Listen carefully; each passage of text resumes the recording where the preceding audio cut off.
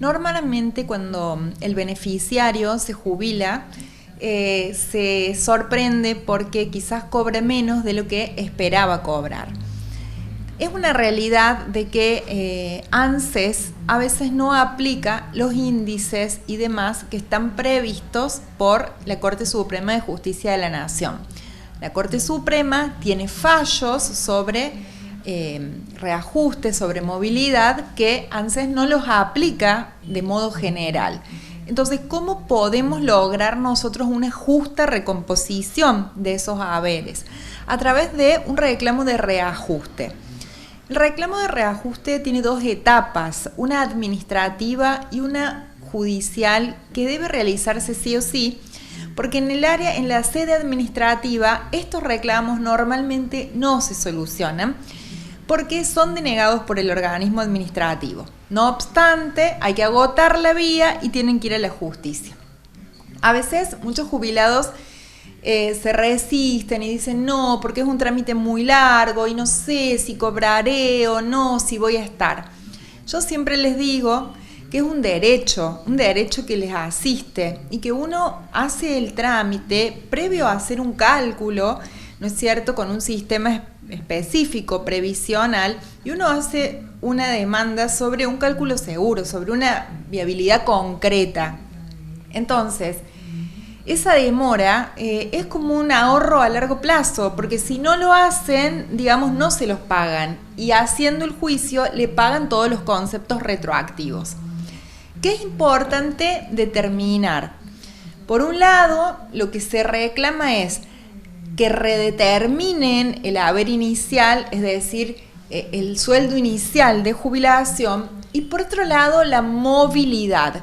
¿Qué significa movilidad? La movilidad es el aumento, la actualización permanente de la jubilación, cosa de que no permita que caiga el nivel de vida que tenía en actividad. Entonces, son dos puntos distintos a reclamar.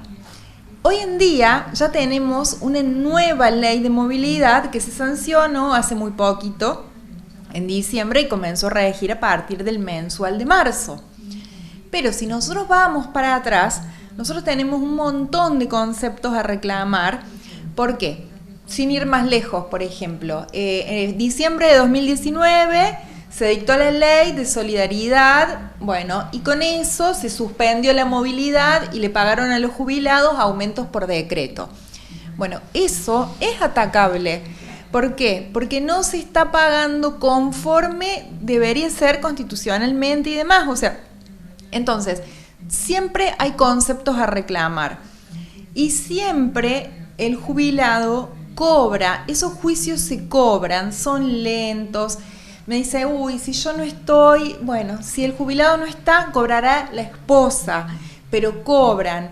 Y yo siempre les digo que es su derecho, no, si por ejemplo, si no se hace el trámite, y bueno, el Estado directamente se lo come, digamos, es un dinero que yo no lo estoy reclamando porque, y tengo quizás prejuicios, que si no va a salir, que si es lento, bueno.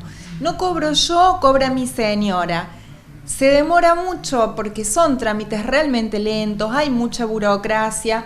Son trámites que en primera instancia los ganamos. No obstante eso, ANSES los apela genéricamente, entonces por eso se hacen largos.